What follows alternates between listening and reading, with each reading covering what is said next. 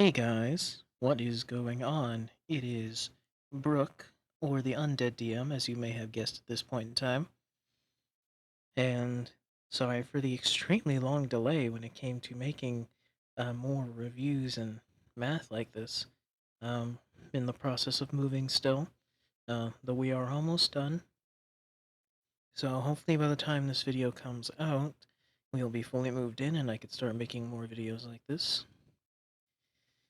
But without further ado, let's just get right into this. So if you can't tell by the title of this video, the thumbnail, or what you are currently seeing on screen, um, I'm going to be going on a whirlwind journey in reviewing everything in Valda's Spire of Secrets, made by the great people over at the Middle Finger of Vecna, or Mage Hand Press as they're now known as. Um, I had purchased this book when it had come out in the different parts. So I had gone onto Mage Hand Press's website in order to purchase the different actual classes that made up this book before it was officially released. And then they released the first version, which I had bought and I since updated every single time.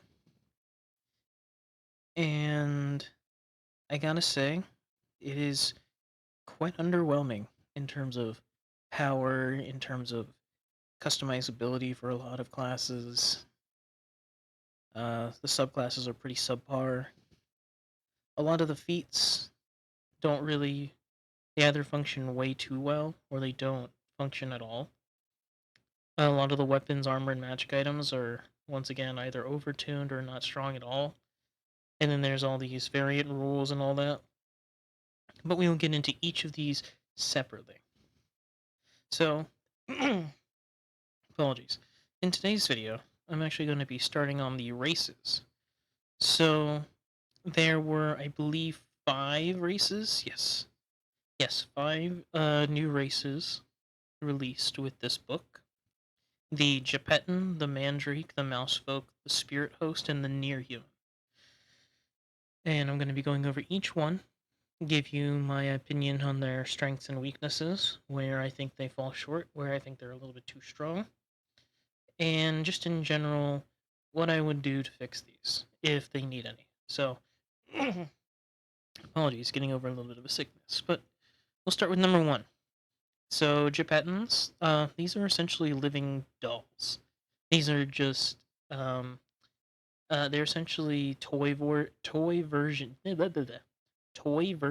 of Warforged, where you're basically brought to life by Geppetto, the famous puppet maker from Pinocchio.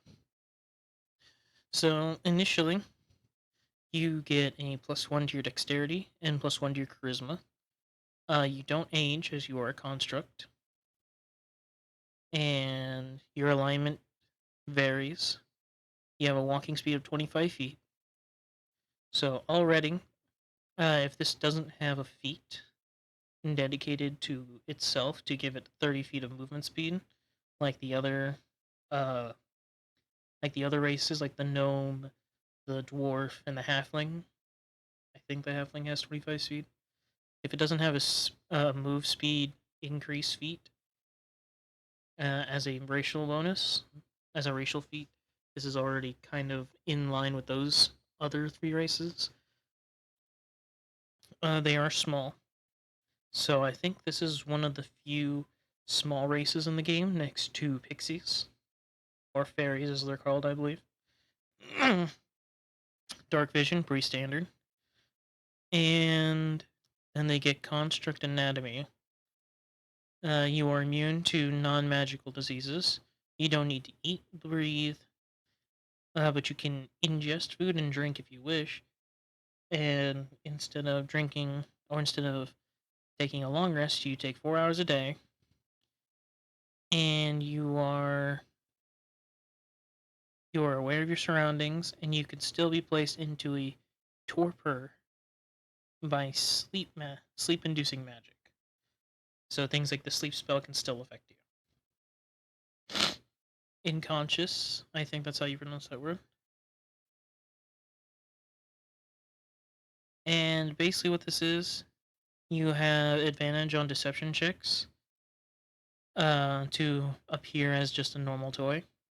And you can speak, read, and write common as well as one language based on your creator's race or your choice. And you have different sorts of sub races. So you have three sub races. There's the Bisque, which is a porcelain doll. So you also gain a +1 bonus to your constitution. You have creatures have disadvantage on insight checks made to discern your emotions, as you are a porcelain doll that doesn't show any emotion. Surprise attack. If you surprise a creature and hit it with an attack on your first turn, you deal an additional 2d6 damage to it, and it's only once per combat. And finally, you get terrifying, where you gain proficiency bonus. You gain proficiency in the intimidation skill, and have advantage on any intimidation checks made to scare someone that was not initially aware you were alive. So, Bisque is a very. I think this is a very roleplay heavy. A very roleplay heavy sub race, as you get two abilities that are only used outside of combat, and surprise attack is honestly not that good because surprise is a very hard condition to get if your party isn't prepared to do it. And on top of that, knowing when surprise is actually active is very tricky because the rules are so weirdly worded around it, where a creature on their turn, they exit surprise, but they can still roll initiative. So basically, whenever you roll for initiative and you're in a surprise, and the creatures, your enemies are surprised, they still get to roll initiative. And if they roll higher than you, then on their turn, they are no longer surprised. So if you're dead last, this ability does nothing. It does literally nothing. And the other two are just okay. Marionette. These are obviously the Pinocchios, where you gain an additional +1 to your dexterity. And you get clipped strings, where when you make a melee attack with a light weapon on your turn, the weapon gains the reach property if it didn't already have it. And pantomime. You gain proficiency in performance and advantage on any performance checks you make to dance. Um, we'll get into this one a little bit in a little bit, but let's just move on to Raggedy, where it's just more of the stuffed animal. So you get a +1 to your charisma, and you gain proficiency in the persuasion skill, and advantage on the persuasion skill made against children or other humanoids that are fond of cute things. And when you take bludgeoning damage, you can use your reaction to gain resistance to the damage, and you are also knocked 5 feet away from the source of the damage. So I've noticed that Bisque is the only subrace that gets an ability increase and 3 abilities, as opposed to Marionette and Raggedy, who only get an ability score increase and 2 features. The only one I think would actually be somewhat okay in this instance would be Marionette, because your strings give your light weapon additional reach. So if you combine this with an ability that allows you to have an additional 5 feet of reach, so if you play a Marionette Battlemaster Fighter and you have uh was it lunging strike, which increases your range of your weapon by an additional 5 feet. This can potentially give you a 15-foot reach, which is pretty nice. Overall, I think this race in general has a lot to be desired. It's definitely more of a roleplay race than it is a functional race in combat. With the exception of the marionette and maybe the raggedy, if you can use stuff with fluff more effectively. But let's move on to the next one. So, firstly, I'd actually say the Geppetton on like a on like a C to an S tier scale of race, I would put this down there with like the gnome, because the gnome doesn't really do a lot, and this doesn't really do a lot either, and its sub races don't really help it. Next up is the mandrake. These are basically just tiny tree ants, as you are all fully aware. You gain a +2 to your wisdom. Um, they can live for a decade, if not centuries. They are neutral most of the time. They are considered medium. They have a speed of 30 feet. You get plant nature. As long as you are within direct sunlight for 4 hours, you don't need to eat, and you can breathe through your leaves and extremities and absorb water through your feet. And if you are not, even if you're not proficient in stealth, you can add your proficiency bonus to stealth checks if you're hiding in natural environments such as forests. And root magic. You know the Shillelagh cantrip, and you could target yourself with the spell, treating one of your limbs as a club instead of an unarmed strike. And when you reach 3rd level, you can cast the Goodberry spell once with the straight and regain the ability to do so when you finish a long rest. And at 5th level, you can cast the Barkskin spell once per long rest. And you use your wisdom to cast these spells. So right off the bat, Mandrake is better than Geppetton, as it just gives you access to Goodberry once a day. So you can go Life Domain Cleric with this and just get 40 free hit points every day. And,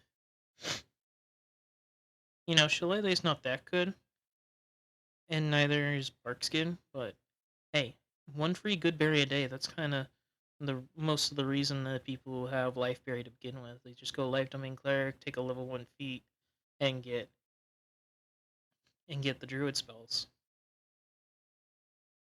You also get languages, so you can speak, read, and write Common. And you can also communicate simple ideas to non-magical plants, can question plants about events that occurred nearby in the past day, and gain information about creatures that have passed, weather, and other circumstances. So you get a small commune with nature spell attached to you. And you gain a different sub-race based on what season it is. So for spring, you get a +1 to your dex. You get your movement speed increasing by 5 feet to a total of 35. And you get storm resistance, which gives you resistance to lightning damage. Summer, you get a +1 to your strength. You get deep roots, where as long as your feet are on natural ground, you have advantage on strength checks made to resist being pushed, shoved, knocked prone, or otherwise moved involuntarily. And you have resistance to fire damage. Autumn, you have a +1 to your charisma score. Abundance, you gain the ability to cast Goodberry as per your root magic's trait when you choose the subrace at 1st level rather than 3rd level, and when you cast a spell, each creature that consumes a berry regains hit points equal to your proficiency bonus. And you also have resistance to poison damage. In winter, you gain a +1 to your constitution. You have resistance to cold damage, and you get powerful build. Overall, Mandrake is looking up to be at least an A tier race because you just get for free Goodberry, and if you go Autumn, you not only get Goodberry at 1st level, like every other spellcaster does, but you essentially get the Disciple of Life from Life Domain Cleric for free. But if you go Life Domain Cleric as well, you get even more hit points. So this is just made out to be one of the best passive healers in the game, as you could just heal more hit points than anyone else. I mean, granted, that's not that optimal. Let's just be honest here. Besides out of combat healing, but it's something. I'd definitely put this in like mid to high A tier. So Mousefolk, um, obviously similar to the Rabbit Folk. You get a +2 to your dexterity. You live to about 80. Your alignment is neutral good most of the time. You are considered small. You have a 25 walking speed, dark vision, proficiency in the stealth skill.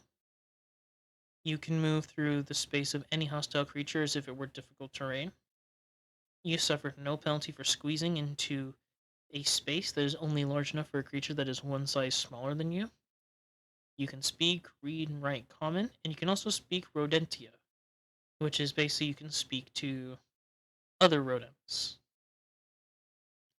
So right off the bat, it gets so many different abilities compared to most other races, where you get dark vision, proficiency in a skill, you can move through you can move through any creature space, doesn't matter how big or small it are.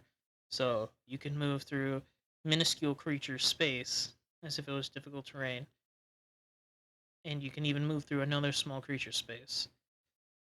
And I don't know how well the squeezing rules are going to apply here, as I don't know a lot of DMs who really use the squeezing rule. And you also get two sub races. There's the Mouseling and the Ratling. So the Mouseling, you get a +1 to your Charisma.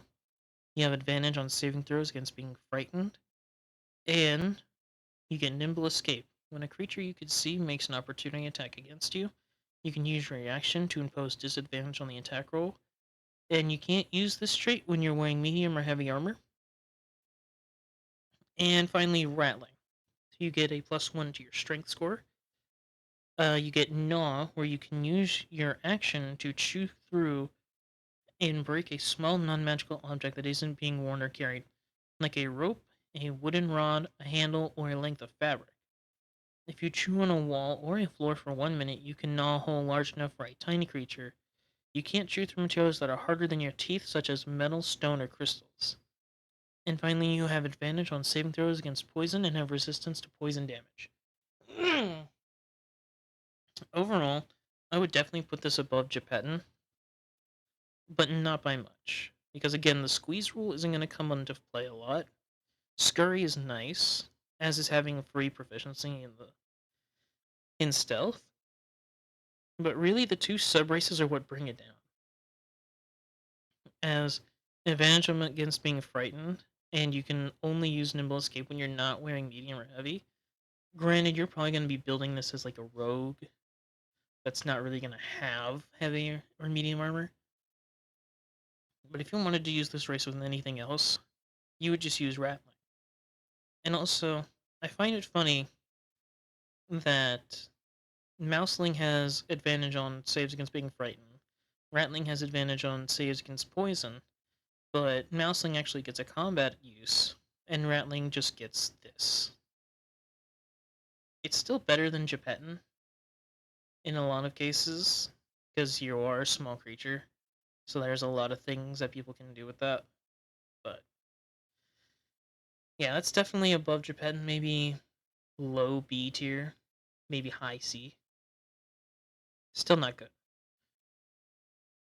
Spirit Host. I believe this was the this was the Reborn before Reborn, where you're basically a spirit. You're a body that houses a spirit that's not your own, or you're a spirit that inhabits a body that's not its own. I believe that's what it is. I don't know. Flavor's free. So you get a +2 to your dexterity, or you get your +1 to your dexterity, and you get another ability score of your choice increasing by +2. You don't really live. You don't really age, but you can live for hundreds and hundreds of years. You are medium size. You have a 30-foot movement speed. And while you're on the material plane, you can see 60 feet into the ethereal plane. You can move through uh, other creatures as if they were difficult terrain, and you can move through solid objects. But your partially material form cannot pass through more than 1 foot of stone. So basically, it's just incorporeal movement that ghosts get. You can go twice as long without eating, drinking, breathing without penalty. You can cast the Speak with Dead spell without using spell slots from material components. You can only ask one question of the corpse when you cast the spell, and once you do so, you can't cast the spell again until you complete a long rest. As a bonus action, you can turn invisible until the start of your next turn, until you make an attack, make a damage roll, force someone to make a saving throw, and creatures in the ethereal plane can see you, and you can only do this once per short or long rest, and you could speak, read, and write common and one other language of your choice. I think incorporeal movement and ethereal vision are kind of busted because it bypasses a lot of the issues that dungeon masters would try to put in your way. Like, oh no, there's a door. It's like, well, I can pass through 1 foot of wood or 3 feet of wood, so I'll just go through the door. It kind of trivializes uh, a lot of wall-based traps, a lot of wall and locked door. You'd really have to stretch your imagination as a DM to kind of make a player playing this race understand that they can't just solve every issue by being able to walk through things. But I think that's less of an issue of the ability itself and more of the fact that you have given it to a race that can just do it freely. If this was something like if this was something like the translucence where you had to use a action or a bonus action to use it and it only lasted for a certain period of time and you can only do it a certain number of times per short rest or once per long rest, that would be fine. But even then, it might trivialize a lot of puzzles. I personally think this is at least low S tier, solely based on the fact that being able to see into the ethereal plane out to 60 feet permanently and just being able to walk through all and any objects pretty much unhindered is a bit strong. And finally, this is near human. I am not going to go through all of these. I'm just telling you right now. These are all essentially like the Leonin type race, where you get 2 different ability scores of your choice increased by 1, you gain a proficiency and a skill, and you gain a feat. But the feat has to be one of these feats. So go ahead and pause if you want to read it yourselves. But I'm not gonna go through all of these feats because there's just so many that I'm not going to do that. But yeah, essentially, these are all feats that make you more like a half human, half animal hybrid, or half human, half ogre. Basically, whatever you wanted to be when you were first starting Dungeons and Dragons, but they didn't have a race for it. So they just made this. Overall, I think the customizability is fine, but the fact that it requires you to take one of the near human feats and doesn't just give you one of these options and then gives you something else on top of it is a bit strange to me because I don't think any other edition has had a race that has sub races in it, but you have to take a feat to be that sub race. I don't think any other edition has had that. Maybe third did. I'm not entirely sure. I didn't play third. But I can tell you for sure fourth didn't have it. They just had different builds, and you could take certain powers, but they didn't take up your feat slot, as far as I'm remembering. Overall, I think this goes in like the B tier. It's decent, but not that good. Overall, I think the races here in Valda Spire are very underwhelming and generally not that good, except for Spirit Host, which being able to just pass through all objects is a bit insane. But like I said, let me know what you guys think in the comments below, and Remember to keep on the lookout because next time I will be covering one of each of these new classes in a new video. So the next one will be the Alchemist. I will be going through that one in several different parts, where I'll be going over the base class features and maybe some of the bomb formulae if there are small enough. And then in another video, I'll be going through the rest of it. And that kind of trend will continue down through the classes until I get down to the subclasses. And generally, at the end of all of this, I will give you a general overview of what I think of the book, whether or not it's worth your money, whether or not I'd recommend buying it. But with that being said, thank you all so much for watching, and I'll see you all next time. Bye.